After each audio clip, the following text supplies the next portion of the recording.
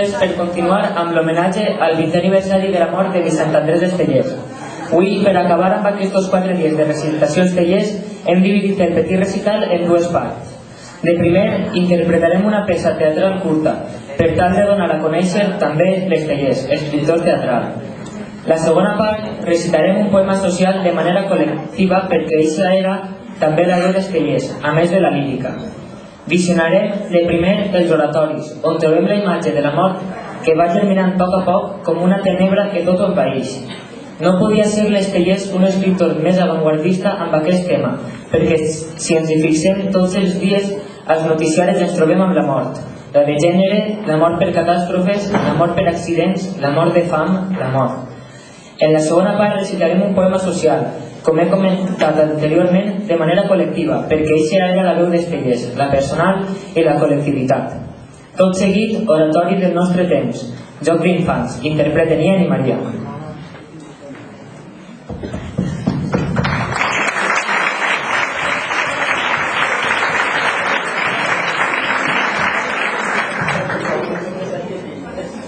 L'has de matar, si no, no val. Jo mai he matat a ningú.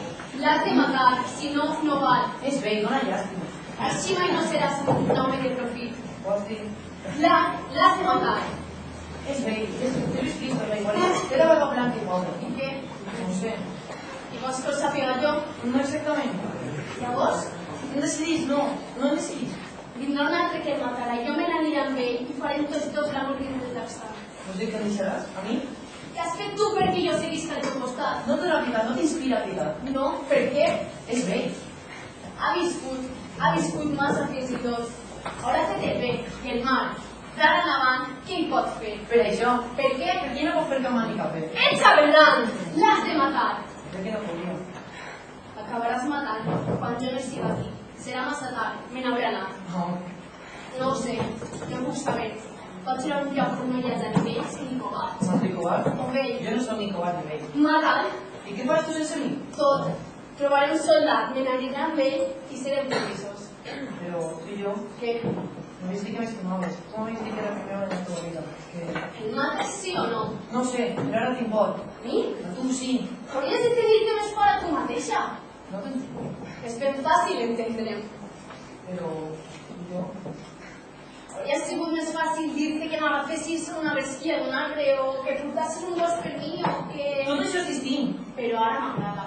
Doncs bé, si tu vols, ens matarem i ens entrem a la No el mataràs. Et conec.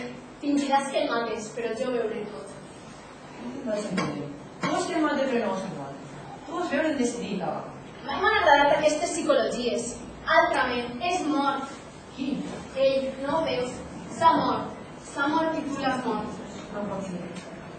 Hauria patit menys per morir si tu l'hagués mort. No et calia tan sols observar-lo.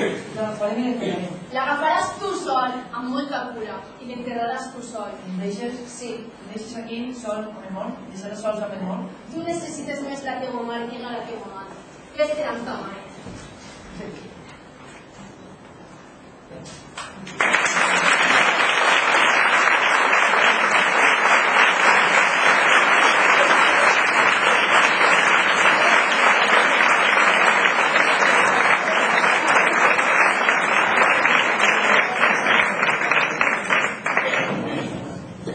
Finalment, tot i esperant que hagin gaudit amb nosaltres aquests 4 dies, ens acomiadem de vostès fins una propera vegada, tot i desitjant, tal com deia Estellers, que ens n'anem tots, molt més humans, més amants, cloent els ulls en un silenci intens. Assumiràs la veu d'un poble, reciten tots els participants d'aquest recital. A la part musical, Nachi Bornat amb la seva versió de La Muixeranga.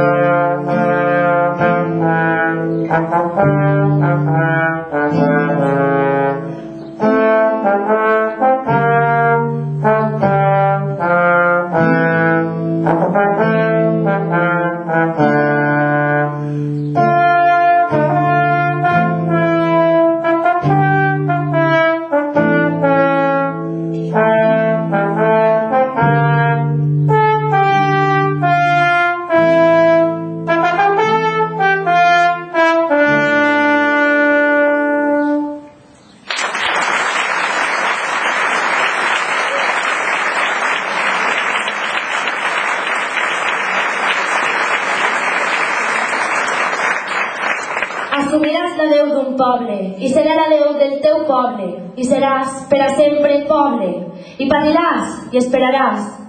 I aniràs sempre entre la pols, et seguirà una polseguera, i tindràs fam i tindràs set, no podràs escriure els teus poemes. I callaràs tota la nit, mentre dormen les teues gens, i tu sols estaràs despert, i tu estaràs despert per tots. No t'han parit per a dormir, et pariren per a vetllar, en la llarga nit del teu poble. Tu seràs la paraula viva. La paraula viva i amarga, ja no existiran les paraules, sinó l'home assumint la pena del seu poble, i és un silenci. Deixaràs de contar les síl·labes, després del nus de la corbata. Seràs un poble caminant entre una amarga polseguera. Vida amunt i nacions amunt, una antiga condició. No tot serà, però, silenci, car diràs la paraula justa. La diràs en el moment junt, no diràs la paraula de la teva paraula. Amb voluntat d'antologia, car la diràs honestament. I rarament, sense pensar en ninguna posteritat. Com no siga la del teu poble, potser el maten, potser s'enriguen, potser el delaten. Tot això són banalitats. Allò que va des la consciència de no ser res si no s'és poble. I tu, greument, has escollit, després dels teus silencis estrictes, camines decididament.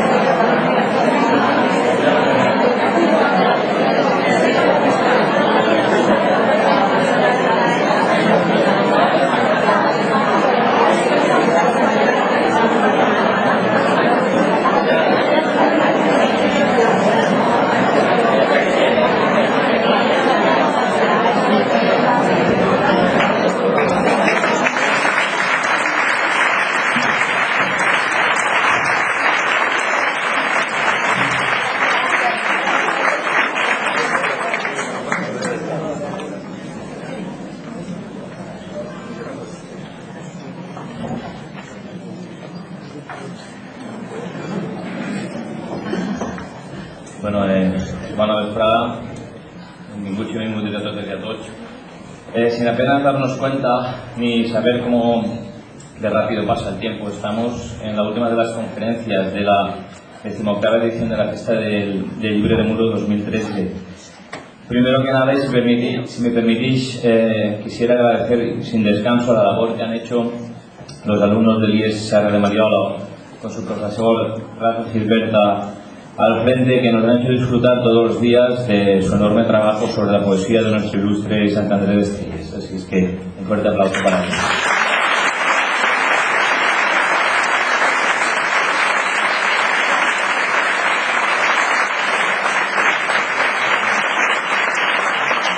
Es verdad que hoy terminan las conferencias, pero aún nos quedan más actividades hasta el sábado que completan el eje vertebrador, que es el Muro Pont de Lletres, en base a sus conferencias. Pero bueno, mañana viernes tendremos a las 5:30 el acto de cloenda de la Fiesta del Libre, con la muestra de libreros de Muro, la entrega de los premios de la 18 edición del Premio de Literatura Infantil y Juvenil, donde los más pequeños también nos leerán poemas de Sant Andreu d'Estellés y contacuentos al finalizar para que ellos disfruten. A las 8:30 inauguraremos la exposición de pintura al pie de la letra, basada en la obra del poeta Bertolt Brecht, con la participación también de los grupos teatrales de Muro. Y el sábado estrenaremos la obra de teatro Renís de Cavalls dins d'una jarra jueva, del autor murer Manuel Pérez Berenguer, a cargo de la compañía teatral de Muro Escudella Somnis al Centre Cultural. Pero para seguir en la Fiesta Libre y concluir el apartado hoy de conferencias, como hemos hablado, me gustaría comentar la importancia, bajo mi modesta opinión o punto de vista, que tiene el funcionamiento de las conferencias diferentes conceptos como el diálogo, el debate, la reflexión, la opinión o las preguntas. Realmente son activos importantes en Muro Pont de Lletres. Todos estos conceptos, alrededor de lo que nos vienen a contar o explicar las distintas autoras o autores en esta sala de la Biblioteca Francesc de Paula Montblanc. Terminar una conferencia y salir con la sensación de bienestar y de no haberse arrugado en preguntar lo que verdaderamente llevaba tiempo esperando que me descubriera la persona que tenemos aquí a nuestro lado, creo que es importante. Algunas veces no será lo que se estaba esperando, o tal vez sí, pero hay que dejar que la situación nos lleve y abrirse y conversar con las o con los escritores. Eso es lo que realmente hacen ellos cuando vienen aquí. Nos cuentan sus experiencias, abren sus interioridades personales o profesionales a la hora de elaborar sus obras, o bien en sus lecturas o bien en su vida cotidiana. Y hoy viene a estar con nosotros y a conversar una persona que creo de sobra conocida por todos nosotros, y a la que quiero dar la más sincera bienvenida a nuestro pueblo, Carmen Posadas. Muchísimas gracias por estar aquí en Muro y por hacernos un sitio en tu agenda, que sabemos que esta fecha está muy apretada. Muchísimas gracias. Carmen Posadas nació en Montevideo, reside en Madrid desde hace muchos años, aunque pasó largas temporadas en Moscú, Buenos Aires, Londres, ciudad en la que su padre desempeñó cargos diplomáticos. La colección de relatos titulada Nada es lo que parece la consagró como una autora de éxito entre los lectores y críticos, distinción que ya había alcanzado con la publicación un año antes de su primera novela, 5 moscas azules. Ha escrito además cerca de 100 libros de literatura infantil, entre ellos El señor Viento Norte, que obtuvo el premio del Ministerio de Cultura al mejor libro infantil, editado en 1984, y es autora de una decena de ensayos, además de guiones para cine y televisión.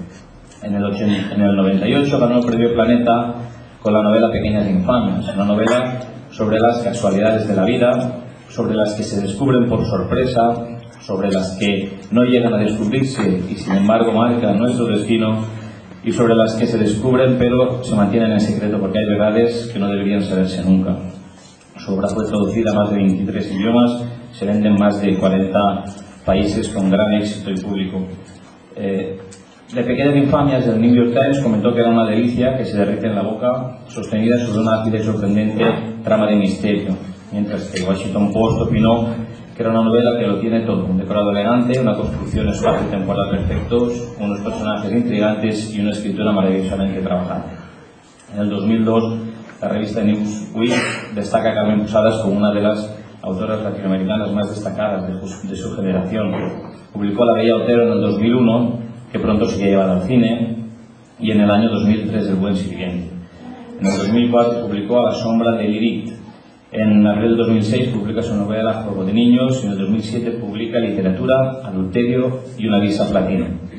En el 2008 publica junto a su hermano Gervasio Posadas Hoy caviar, mañana sardinas. En el 2008 publica Deseos de mujer junto a María Ángeles Fernández, Clara Obligado y Pilar Rodríguez. En 2008 publica La cinta roja.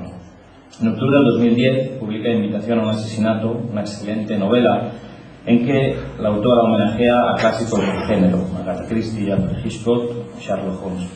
Su última obra se publicó el 22 de enero de 2013, El testigo invisible, de la que nos viene a hablar hoy. Es una novela que satisfará las mentes más curiosas que tengan interés por estos personajes históricos. Una historia amena, trabajada, que se lee de forma muy gustosa y que deja un buen sabor de boca. Carmen Posada combina diálogos, narración de los hechos, todo con una prosa muy ágil, amena y mezclándolo con anécdotas que enriquecen la narración y hacen que uno cada vez se interese más por saber por qué tuvieron ese final. Creo que con lo que he intentado resumir es más que suficiente de la obra literaria de Carmen Posadas y especialmente de su última novela, pues para disfrutar un poco de sus palabras con su conferencia Verdades y Mentiras sobre el fin de los Romanov. Yo también insto a todos ustedes a que no esperen ni mucho menos al final, a que preguntarle a Carmen, ya que ella pues también le gusta y se interesa pues, de tener un diálogo fluido con todos ustedes. Así es que cuando quieran y gusten pueden levantar la mano y intentamos crear una conversación.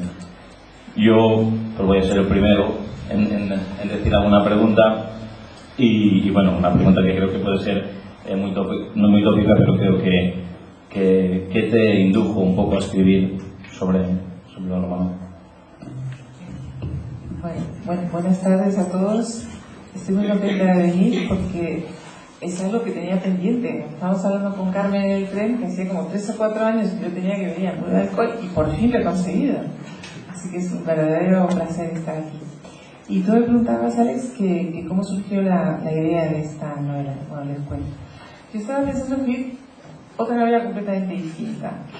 Era la biografía de una mujer que se llama María Bonaparte, que fue una discípula de Freud. De hecho fue la que salvó a Freud de los nazis. Entonces yo estaba investigando por ahí y un día, hablando con mi hermano Gervasio también es escritor. Nosotros juntos escribimos un libro que se llama Hoy caviar, mañana sardinas, que a lo mejor algunos de ustedes han leído y que es una especie de anecdotario de cosas curiosas que nos han pasado como hijos de diplomáticos rodando por el mundo y cambiando de colegios y de amigos y de casas. Bueno, entonces hablando con Gervasio, un día me dijo, bueno, ¿por qué no escribes algo sobre las hijas del zar Nicolás II? Entonces yo dije, Gervasio, ¿qué quieres que escriba otro libro sobre la falsa Anastasia? Porque ustedes saben que esta historia se ha escrito multitud de veces. La muerte de los zares en Ekaterimburgo fue un golpe tan terrible que generó ríos y ríos de tinta. Yo creo que junto con la historia de Jack el Destripador y el hundimiento del Titanic son las 3 historias del siglo XX que más ríos de tinta han hecho correr, y se han escrito muchas novelas y no todas buenas. Entonces yo le dije, Rosimar, que escriba una novela más sobre este asunto, que hay demasiadas. Y me dijo, no, deberías contar la historia real, porque ha quedado un poco eclipsada por toda esa cantidad de novelas que cambia el final de la historia. Entonces dije, bueno, voy a dar una oportunidad a esta idea, voy a empezar a leer, a ver si se me ocurre algún enfoque interesante. Y lo primero que leí fue el testimonio del verdugo. Se llamaba Jakub Jurowski y fue el encargado de mandar el pelotón de fusilamiento, como si dijéramos, de los zares. Entonces él cuenta cosas como, por ejemplo, cómo asignó a cada soldado, le dijo, tú vas a matar a Olga, tú vas a matar a Anastasia, tú vas a matar a Zarevich. Y lo cuenta todo de una manera muy burocrática y muy fría, que resulta todavía más aterradora, porque en el fondo le está haciendo un informe policial. Cuenta cosas como, por ejemplo, que una vez que había asignado a cada soldado a quien tenía que matar, empieza la balacera, que diríamos en Sudamérica, y de repente se da cuenta de que, así como los hombres mueren inmediatamente, las mujeres no había manera de matarlas, y seguían vivas, y entonces al final les tuvieron que rematar a la bayoneta. Bueno, una cosa terrible. Y cuentan luego que al cabo de unas horas, cuando empezaron a desnudar los cadáveres para descuartizarlos, se dio cuenta de por qué ocurría eso. Y era porque durante las largas horas de cautiverio, ellos estuvieron varios meses prisioneros, durante ese tiempo, con mucha paciencia, todas las mujeres de la familia, las 4 hijas, la madre y una persona de servicio, fueron cosiendo todas las joyas y piedras preciosas a su ropa interior y sobre todo a sus corsés. Entonces se han hecho como una especie de chaleco antibalas que al principio evitó que las mataran, pero luego les procuró una muerte muy terrible. Entonces yo me encuentro con esa historia y un poquito antes de contar cómo los había matado, dice que el mismo día que pensaba fusilarlos a todos, llamó al pinche de cocina, que se llamaba Leonid Sernev y tenía 14 años, y lo despidió. Con una excusa le dijo que se fuera. Se ve que ya sabía que iba a matar a mucha gente, y le dijo: este pobre chico que ni pincha ni corta, nunca mejor dicho, puesto que era pinche, le vamos a perdonar la vida. Y entonces digo, bueno, ya tengo al personaje perfecto para contar esta historia, porque este muchacho, que como digo tenía 14 años, vivió con la familia imperial y estuvo con ellos hasta muy pocas horas antes de su muerte. Venía también de San Petersburgo, por tanto los había conocido en su época de esplendor, y era el perfecto testigo invisible, lo había visto todo.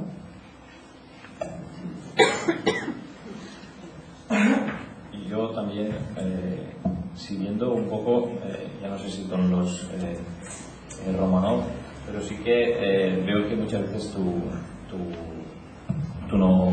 forma de escribir ha ido mucho por la novela negra. Yo he leído, uno de los libros que me ha gustado es Invitación a un asesinato, y verdaderamente ¿qué te influye o qué te hace seguir muchas veces para escribir en novela negra, y por qué? Porque sé que esta novela era un poco un homenaje, ¿no?, a cierta gente o a ciertos escritores que en su época pues también optaron por la novela negra. Sí, en concreto ese libro, que se llama Invitación a un asesinato, es un homenaje que yo le quería hacer a Agatha Christie y a los autores ingleses, porque ahora está más de moda la novela escandinava. Ustedes habrán leído todo, ¿no?, esto de fenómeno de las mujeres, en fin, hay multitud de escritores suecos, noruegos, finlandeses, que hacen cosas interesantes, pero a mi modo de ver, como lectora, a mí hay un ingrediente que les falta, y es el sentido del humor. Y eso los ingleses lo manejan muy bien. Dice Lincoln, por ejemplo, que la mejor manera de hablar de las cosas serias es hacerlo en broma. Y para hablar de las cosas terribles también es una forma muy, muy interesante. Y entonces, cuando empecé a hacer este homenaje a Agatha Christie, digo, voy a pensar, a ver, un enfoque distinto. Entonces digo, yo no sé si a alguien se le ha ocurrido que alguien convoque a sus peores enemigos a que lo asesinen. Alguien convoca a su propio asesinato. Entonces estuve mirando por internet, aparentemente no se había ocurrido a nadie, entonces dije, bueno, esta es la mía. Porque, esto lo cuento para alguno de ustedes que quiera convertirse en escritor. A mí me gusta mucho dar pistas de cómo se escribe una novela, porque los escritores son un poco como los cocineros, nunca te dan la receta, ¿sabes? Yo voy a muchas charlas y cuando le preguntan a los escritores que cómo hacen para escribir y dónde se inspiran y tal y cual, contestan unas cosas esotéricas que yo, que soy del gremio, no entiendo una sola palabra. Así que a mí me encanta hacer una traición al gremio de los escritores y contar la verdadera receta, ¿no? Y en el caso de este libro, o en el caso de muchas novelas, diría yo, de casi todas, cuando uno no encuentra inspiración, hay una forma muy buena de encontrarla, y es hacerse la siguiente pregunta: ¿qué pasaría si Ustedes se fijan, a esta pregunta, si yo digo, ¿qué pasaría si un hidalgo de tanto leer novelas de caballería se le seca el seso y tiene ese Quijote? ¿O qué pasaría si a un probo funcionario checoslovaco un día se despierta convertido en escarabajo y tiene la metamorfosis de Kafka? Casi todas las historias empiezan con un ¿qué pasaría si? Y entonces, en este libro, la pregunta era ¿qué pasaría si alguien convoca a sus enemigos a que la asesinen? Así que yo ya tenía mi comienzo. Y hay como dos tipos de autores, dos tipos de escritores. Los escritores que saben perfectamente lo que va a pasar en cada capítulo y que hacen como unos esquemas y además hacen como unas fichas con todos los personajes y los describen, y fulanito es alto, rubio, mide unos 77 y además toma café con leche cortado y cosas así, hacen fichas. Y después hay los escritores que no saben absolutamente nada de lo que va a pasar, solamente empiezan con ¿qué pasaría si? O, bueno, en este caso esa era la pregunta. Entonces yo creo a mi primer personaje, que es esta mujer. Ella está cansada de la vida, ¿no? Ya ha vivido mucho, se ha casado muchas veces, ha tenido mucho éxito, ha sido muy guapa, pero las cosas le van muy mal y decide que no le interesa seguir adelante en estas circunstancias, y entonces empieza a mandar invitaciones a sus peores enemigos. Y la primera persona que surge es su hermana. Esta es la parte más autobiográfica de la novela. Les voy a contar por qué. Porque yo soy la mayor de 3 hermanas. Después tengo 2 hermanas rubias de ojos verdes, monísimas, que cantan como los ángeles y cuentan chistes. Yo canto como una rana y no sé contar chistes. No tengo ninguna gracia, ninguna. Y además, cuando éramos pequeñas, yo era la fea y ellas las rubias monísimas. Íbamos por la calle vestidas iguales y la gente se paraba y decía, pero qué ojos tan divinos tiene Mercedes. Y después decían, ¡ah, qué pelo maravilloso tiene Dolores! Se hacía un pequeño silencio y decían, la mayor es muy alta. Sufrimiento, qué sufrimiento. Pero bueno, yo le diré que le debo mucho más en la vida a mis defectos que a mis virtudes, porque si yo no hubiera sido esa niña tan fea y tan acomplejada, nunca me hubiera convertido en escritora. Porque acto seguido de que la gente decía la mayor es muy alta, yo iba a mi cuarto y escribía un largo y lacrimógeno diario que es el comienzo de mi vocación literaria. Así que, bueno, pues enlazando con eso, ¿qué ha pesado más? ¿Tu vida de país en país para escribir? ¿Nos has dado una pauta para preguntarte esto? ¿O la imaginación que has impregnado el comienzo de tu literatura con las obras infantiles y juveniles? Bueno, yo empecé escribiendo para niños, pero un poco por complejo, porque yo nunca fui a la universidad. De hecho, yo en la vida todo lo he hecho al revés. Normalmente la gente primero estudia, después empieza a trabajar, luego se casa y tiene hijos, ¿no? Ese es el orden, más o menos. Bueno, yo empecé casando. A los 19 años me casé y a los 20 y poquísimos ya tenía 2 niñas en el mundo. Y entonces empecé a pensar, bueno, Carmencita, ¿y qué quieres hacer a partir de ahora? ¿Te vas a dedicar a ser madre perfecta y esposa ideal o te gustaría hacer algo más interesante? Y entonces dije que sí, que me gustaría hacer algo más interesante, pero como no había ido a la universidad, mis posibilidades de encontrar un trabajo que me gustara o que me resultara apasionante eran bastante limitadas. Es verdad que hablaba idiomas, pero en fin, la universidad nunca la quise. De hecho, me matriculé en Oxford y nunca llegué a ella. Espera, a ver si me van las dos.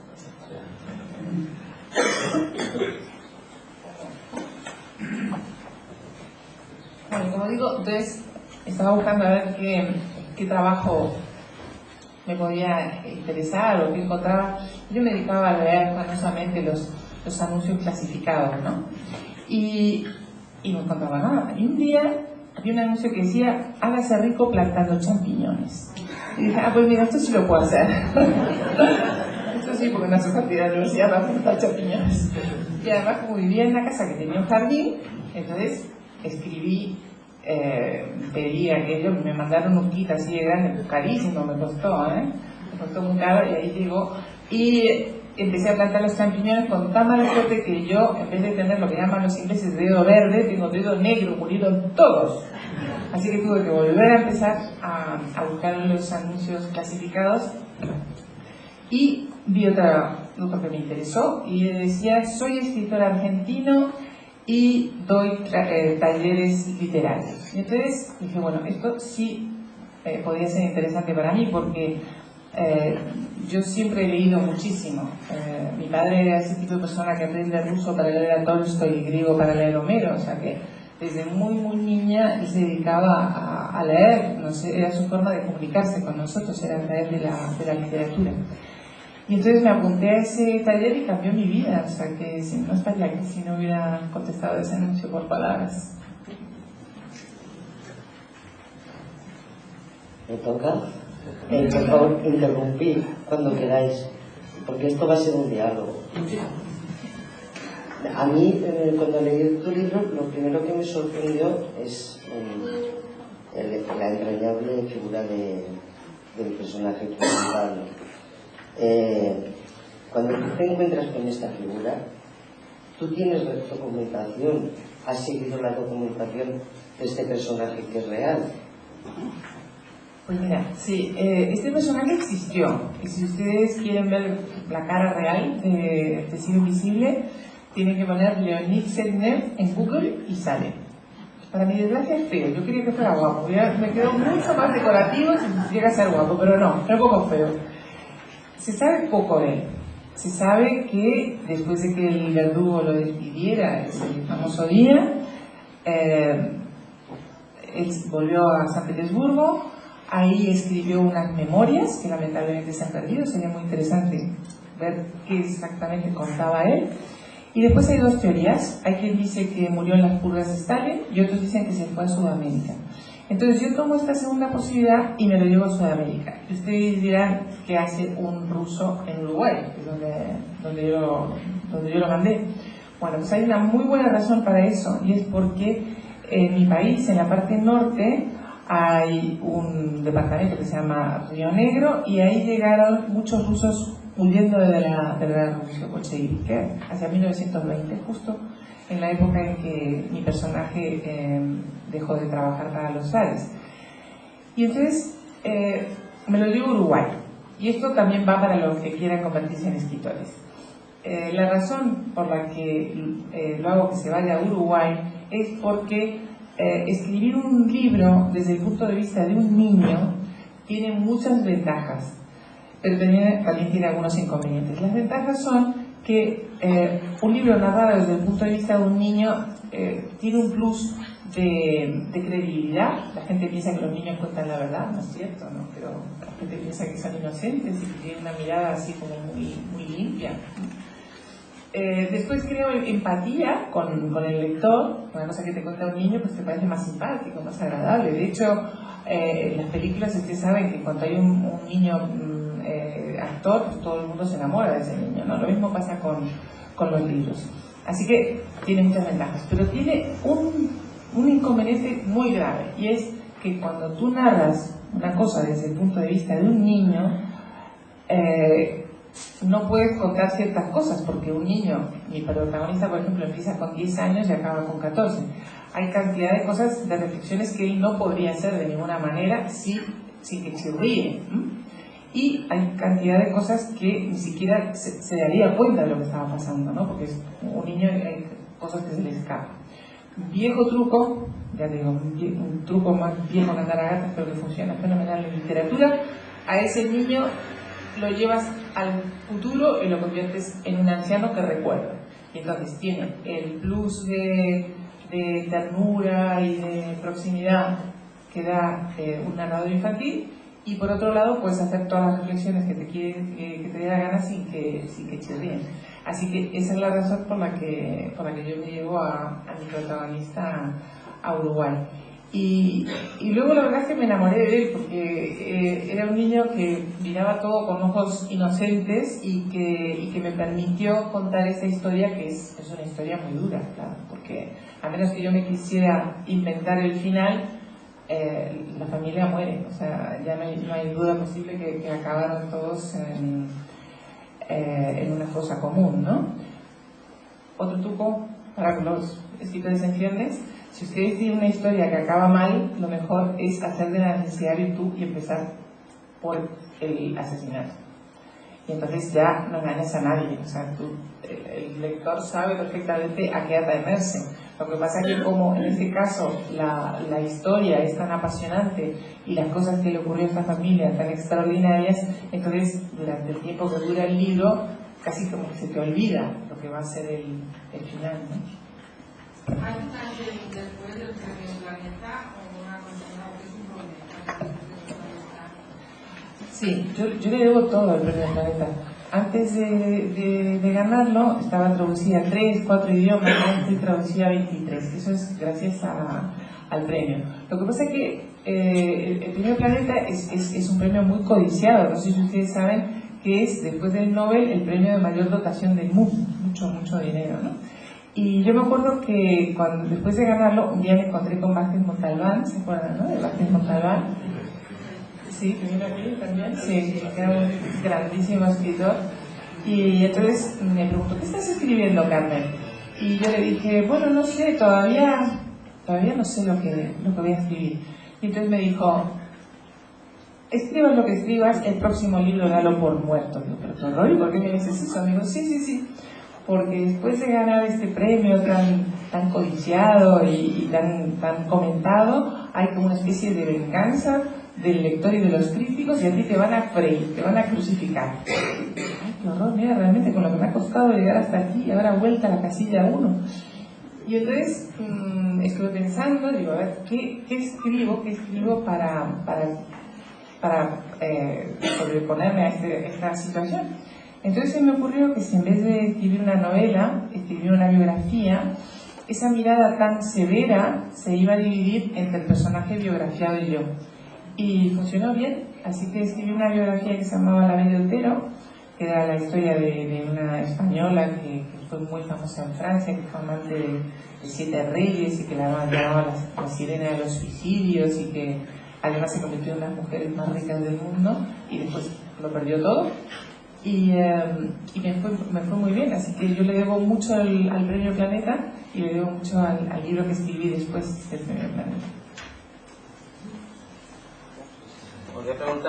Quería preguntarle 3 preguntas.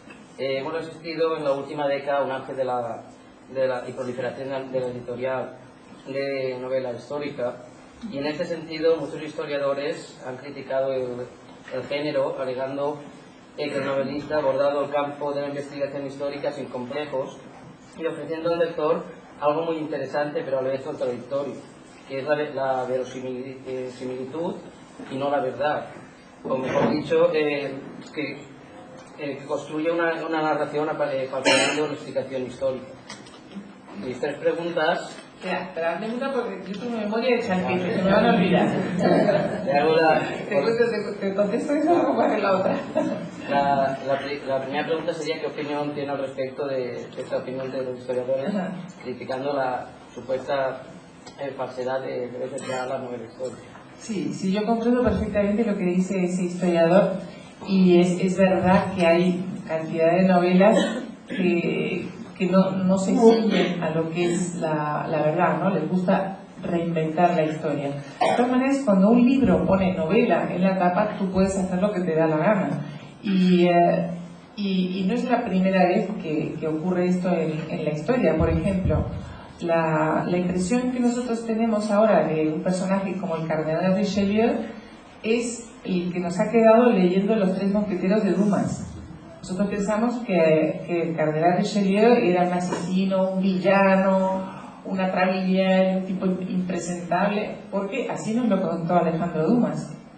No era así, sin embargo, la literatura tiene ese poder, puede transformar la historia, ¿no? Lamentablemente. Como digo, es potestad del escritor si pone novela, inventarse lo que le da la gana. Yo personalmente, como lectora de novelas históricas, me molesta porque nunca sé qué es verdad y qué se está inventando el escritor. Así que cuando hago este tipo de novela, procuro ceñirme lo más posible a la historia. En el caso de este libro, por ejemplo, todo lo que mi protagonista ve pasó en realidad. Los diálogos me los tuve que inventar, porque claro, yo no estaba ahí, o sea, no sé muy bien, pero están basados en diarios privados, en memorias, en todo lo que ha ido recogiendo la historia. Entonces, hay que conseguir, a mi modo de ver, hay que conseguir un equilibrio entre ser lo más fiel a la realidad y, por otro lado, no hacer una crónica, porque eso es otro peligro, ¿no? Hay algunos escritores que después de documentarse muchísimo y de leer multitud de libros, casi te tumban a base de cifras, de datos, de batallas. Es como si dijeran, ahora voy a centrar lo mucho que sé. Y empiezan a poner una cantidad de cosas que, a menos que tú seas un historiador, pues tampoco las necesitas, ¿no? Entonces yo creo que hay que encontrar un buen equilibrio y por lo menos en mi caso yo procuro ser lo más honesta posible y no inventarme nada. O sea, no cambio el curso de la historia en absoluto. Lo único que hago los diálogos, como te digo, porque eso no hay más remedio. En el mismo sentido de lo que estás diciendo, ¿cree usted que la literatura puede ayudar a la comprensión de la historia? Pienso que si es un libro honesto, en el sentido de que no falsea los datos y el desenlace, etcétera, etcétera, por supuesto que sí. Yo, sin ir más lejos, como le digo, que siempre he sido ese tipo de lector voraz, he leído absolutamente todo. Cuando no tengo nada que leer, me leo los prospectos de las medicinas, la guía de teléfono. La guía de teléfono es interesantísima, por cierto. Se te ocurren unas ideas barbas. Pero bueno, para volver a la novela histórica, yo he aprobado bastantes exámenes de historia leyendo novelas, sobre todo inglesas, porque los ingleses sí son bastante respetuosos con la historia. Entonces tú lees la biografía de Catalina de Medici o de María Antonieta o de quien sea y sabes que no te van a falsear nada. Y me falta la tercera. Saber de su novela qué porcentaje de realidad y ficción podría haber dentro de la... A ver, este cálculo no lo he hecho nunca, pero más o menos. yo diría que no sé, casi el 90% es verdad. Lo que me he inventado es con los diálogos, como te digo, y también el hecho de que mi protagonista estuviera enamorado de una de las grandes duquesas, pero el desenlace no se cambia. O sea, la gran duquesa no se enamora de él, no se fuga, no se van a Cincinnati como pasa en todas las novelas estas de la falsa Anastasia. O sea que he procurado ser lo más fiel posible. Yo diría, ya te digo, 85, 90, que es todo real. Hay un personaje en tu novela que causa repulsión histórica, que es la Zarina. Sin embargo, tú te identificas con ella. ¿Por qué? Bueno, cuando escribes un libro histórico tienes que tener mucho cuidado de que tus filias y fobias no se traduzcan en el libro, que es una tentación muy grande, porque un escritor es Dios, yo hago lo que me da la gana. Si un personaje me cae mal, pues lo puedo transformar en un imbécil o puedo ponerle una verruga en la nariz, puedo hacer lo que me dé la gana. Yo soy Dios en mis novelas, ¿no? Entonces, yo tengo un compromiso conmigo misma de intentar ser lo más objetiva posible. Lo que pasa es que hay personajes que me caen mejor y personajes que me caen peor. En este libro a mí me caía bastante mal la Zarina. La mujer de Nicolás II era una mujer muy guapa, pero siempre muy atormentada, y siempre estaba cansada, y además siempre estaba llorando, y a mí todo esto me pareció muy pesado.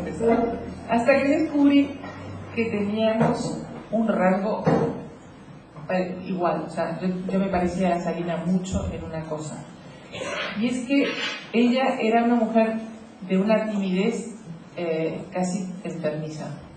Y yo no lo puedo entender muy bien porque yo también soy muy tímida. Ahora he aprendido unos trucos para que se note menos, pero esto es como una enfermedad crónica, ¿sabes? No se pasa jamás. Yo de niña era ese tipo de persona que se miraba a un chico y me tiraba encima la Coca-Cola, tartamudeaba, una cosa patética, horrible. Siempre fui muy tímida. Y entonces puedo comprender perfectamente lo que le pasaba a esta mujer. Los que son tímidos saben que la timidez se confunde mucho con soberbia. Nadie piensa, por ejemplo, que tú no lo saludas porque eres tímido, piensa que eres un borde, un estúpido y un arrogante, ¿no? Y si eres Salina de Rusia, mucho peor. Entonces, yo creo que este rasgo a ella le perjudicó mucho, porque ella es una persona tan retraída y tan huidiza y tan tímida que le costaba mucho comunicarse con los demás, le espantaba, por ejemplo, estos paseos públicos que tenía que saludar y los baños de masas, y además lo hacía francamente mal. Si ustedes ponen en Google Nicolás y Alejandra, salen las películas en las que ellos van paseando en multitudes, y la van a ver que ella va como un autómata, va haciendo así, y queda horrible, o sea, es que ni sonríe, va haciendo así como una muñeca con el cuello roto. Y después, con respecto a la corte, también era muy tímida. No quería hacerse amiga de ninguna de las damas de la corte, con lo cual la odiaron. La odiaron, le hicieron la vida imposible, y además fueron muchas de sus peores propagandistas, ¿no? Hablaban fatal y crearon un muy mal ambiente. Y entonces, cuando me di cuenta que teníamos este rasgo común, entonces ya me cayó mejor, pobre. Pero hay que hacer un esfuerzo muy grande para que los personajes siempre encontrar el lado bueno y el lado malo, porque yo creo que lo que tiene que hacer un escritor es presentar el personaje con toda su parte buena y su parte mala para que sea el lector quien saque sus propias conclusiones.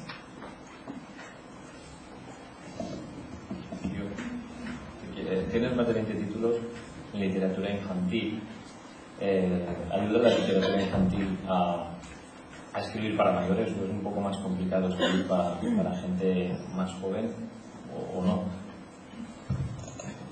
Bueno, yo creo que el que sabe mantener la atención de un niño, seguro que sabe mantener la atención de un adulto.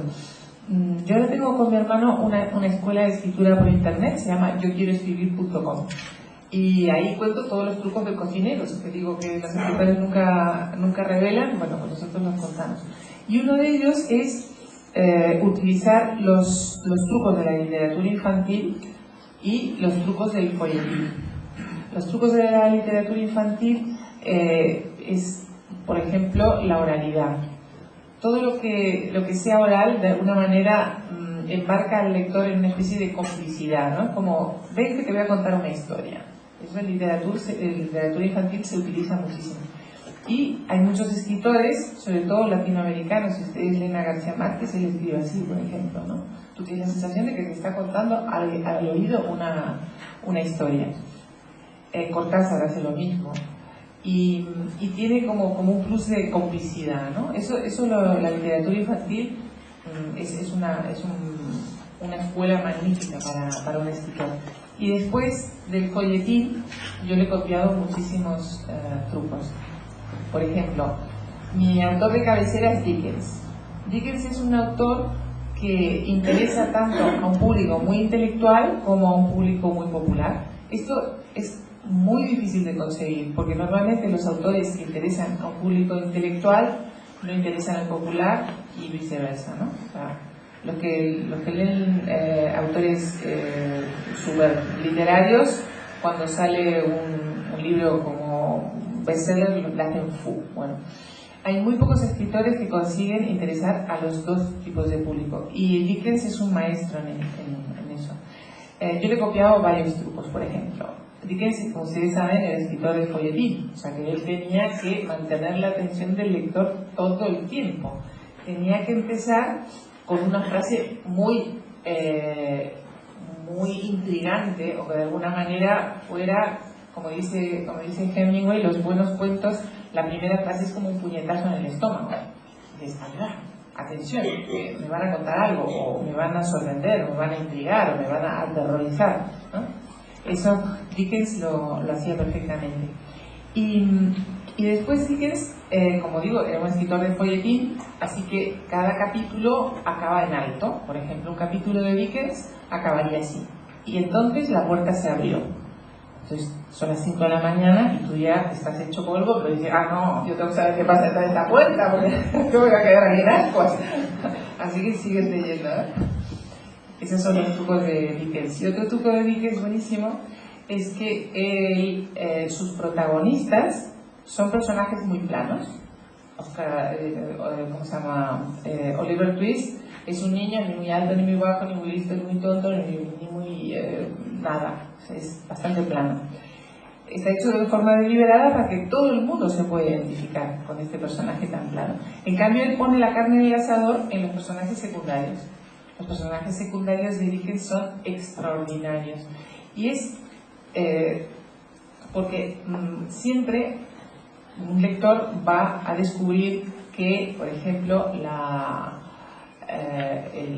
el dueño del orfanato donde trabaja Oliver Twist se parece a aquel maestro horrible que tuvo en tercero de carrera, o que la madre de David Copperfield se parece muchísimo a su tía Enriqueta, o siempre hay manera de identificar, porque lo más importante en literatura es conectar con el lector y crear esa comunión, ¿no? Tú te estás identificando con lo que te están contando. Siguiendo un poco con la pregunta que Alex ha hecho anteriormente, ¿cómo definiría usted qué es un cuento? Bueno, esta definición no es mía, sino es de Cortázar, pero me parece bastante buena. Dice Cortázar que la diferencia entre un cuento y una novela es la misma que existe entre una fotografía y una película. Entonces, en un cuento, por ejemplo, no puede haber paja de ningún tipo. En una novela hay paja por un tubo, y en algunas novelas hay mucha paja. Sin ir más lejos, El Quijote, que está considerada la mejor novela que se ha escrito en lengua castellana, está llena de paja. De hecho, le vendría muy bien de vez en cuando recordar algunos capítulos, ¿no? En cambio, el cuento tiene que ser preciso, tiene que ser, ¿cómo se dice?, sintético. Tú tienes que crear un mundo, unos personajes, un ambiente, una voz, y cerrarlo en muy pocas páginas. Por eso es tan difícil encontrar un cuento redondo. Hay buenas novelas porque el lector hace como una media y que, bueno, dentro de la media me ha gustado esta novela, porque en la novela no te puede gustar todas las páginas, porque hay páginas mejores, hay páginas menos peores, pero el lector no tiene en cuenta eso. En cambio, en un cuento, si pierdes el hilo, perdiste al lector, ¿no? Así que, como dice Cortázar, un cuento es una fotografía. Dice Hemingway que un cuento tiene que empezar con una frase que sea como un puñetazo en el estómago. Y después yo le diría algo que no se cuida mucho, pero que a mí me parece muy importante, y es la diferencia entre un cuento y un relato. Un cuento tiene que tener un final, y un final coherente, y un final que cierre esa historia o ese artefacto que el escritor ha montado. Una narración no tiene por qué tener eso. Y mucha gente lo que hace son narraciones, no hace cuentos. Porque, bueno, a veces estoy abierto y dices, bueno, ¿qué me ha contado? ¿Qué pasó aquí? Que no me he enterado, ¿no?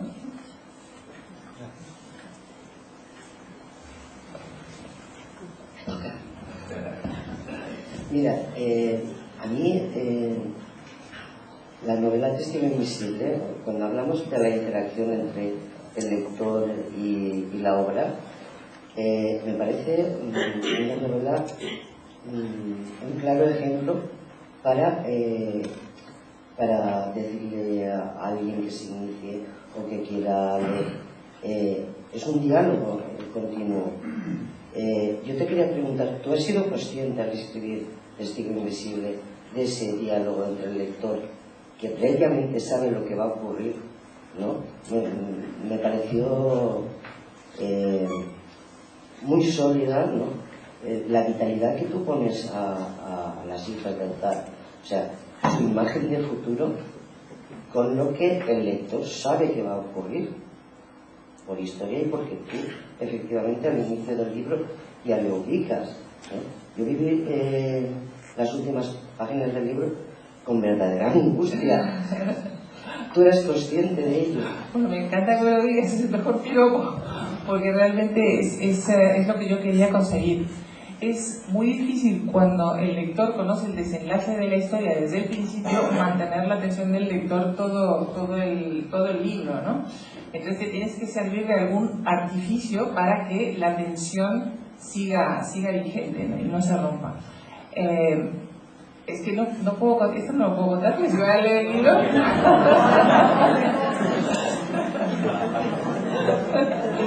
Pero bueno, espero que les pase lo mismo que a Carmina, que mantenga la atención. No les cuento al final, pero bueno, sí decir que para mantener ese diálogo, para que tengan la sensación de que está como el lector está interactuando con el lector, con el escritor todo el rato. Un truco es la oralidad, que yo creo que eso se lo debo a que soy sudaca. Nosotros tenemos una literatura mucho más oral, porque eso, mi vida, sobre todo mi infancia, es que era rodeada de cuentos, porque además ahora ya no pasa, pero en mi época los mayores se dedicaban a contar unos cuentos a los niños para aterrorizarlos. No sé si te pasaba, pero bueno, que tenían todos los pelos de punta. Y como el Uruguay es un país en el que toda gente venía de fuera, porque no había indios en Uruguay, somos todos llegados de distintos puntos del globo, entonces cada personaje era de un país distinto y te contaba una historia. Por ejemplo, yo tenía una cocinera que era gallega y me contaba unos horribles cuentos de hombre lobo, que yo por las noches me miraba a ver si me había crecido pelo, porque como había luna llena, te contaban que cuando había luna llena te crecía el pelo. Yo todas las noches, me habrá crecido. Bueno, esa era la cocinera que contaba esos cuentos. Después teníamos un jardinero que era húngaro y que además hablaba poquísimo español, y como no hablaba nada, nosotros cuando habíamos hecho la película, de que él era un asesino que había huido y que entonces no podíamos entrar a su casa porque un día nos iba a cortar el lonchas y cosas por el estilo. Después mi abuela tenía un mayordomo que era Rosacruz, que son como una especie de logias raras de esas, y que nosotros mirábamos por el ojo de la cerradura a su cuarto para ver si veíamos algún tipo de signo raro o cosas por el estilo. Así que mi vida está llena de cuentos y yo creo que de ahí me viene esa oralidad.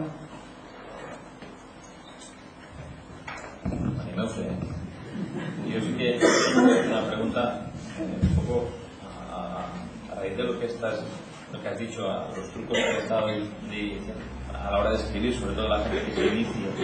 Has dicho que a veces es muy importante en la primera fase descubrir, o en la primera página descubrir el fin del libro, ¿no? Hay otros escritores que también, la verdad es que hacen eso, y pienso yo que luego es un poco difícil mantener la atención, ¿no? Si ya sabes el final, ¿no? Pero bueno, creo que en la novela histórica también pasa. Ahí también está lo bonito. Luego hablas de otra de las preguntas que te haces, ¿qué pasaría si, ¿no? Para poder construir o coger un niño y enviarlo al futuro y tal. Yo, con todas estas cosas, realmente esto de la inspiración de un escritor sirve para poco, ¿no? No, quiero decir en el sentido de que se tiene que trabajar con la estructura, si no es difícil escribir un libro, ¿no? Esto que dicen de la inspiración y sentarse es un poco complicado. Bueno, eso, como dice Picasso, la inspiración se tiene que estar trabajando, eso sin duda. Pero a mí me gusta más una frase de Edison, del inventor de la bombilla de luz eléctrica y todas esas cosas, que decía que el talento es un 1% de inspiración y 99% de sudoración. Hay que trabajar muchísimo. Entonces tú puedes tener una chispa, una idea, ¿no? ¿Qué pasaría así? O de repente que dices, bueno, la historia de mi abuela es interesantísima y voy a contar la novela de lo que pasó con mi abuela. pero de todas maneras, una vez que empiezas, tienes que ir tirando del hilo. Yo, como digo, soy de los escritores que no hago esquemas y no sé lo que va a pasar en ninguna página. De hecho, por ejemplo, con este libro, cuando iba a mitad de camino, yo tenía otro asesino. Y de repente dije, Carmencita, vas a la catástrofe, porque te lo van a descubrir enseguida. Así que tuve que volver para atrás y reescribir todo para cambiar de asesino. Así que cada maestrillo tiene su librillo. Hay escritores que son muy ordenados y hacen esquemas y saben perfectamente lo que pasa en el capítulo 1, en el capítulo 2 y cómo va a acabar el libro. Incluso hay gente que tiene la frase final y cosas por el estilo. Yo no tengo ni la más remota idea de lo que va a pasar 2 páginas más adelante. Pero, otro truco, cuando empiezas una novela sin saber a dónde vas, como en mi caso, creas el primer personaje. Y ese primer personaje lo dotas de 2 o 3 atributos. Por ejemplo, es alta, es rubia, y es muy importante ponerle un nombre. Porque en la vida normal los nombres no significan nada, pero en literatura significan mucho. No es lo mismo, por ejemplo, Vanessa que Eulogia. Si yo digo Vanessa, ustedes se imaginan inmediatamente qué tipo de persona estoy hablando. Y si digo Eulogia, también se imagina qué tipo de persona estoy hablando. En la vida normal no es así, pero en literatura es así.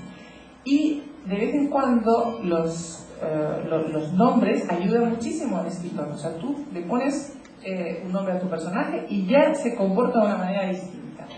Algunos nombres no tienen por qué ser tan obvios como esto que estoy diciendo, pueden ser paradójicos. Por ejemplo, hace poco, además yo creo que fue aquí en Valencia, leí una noticia.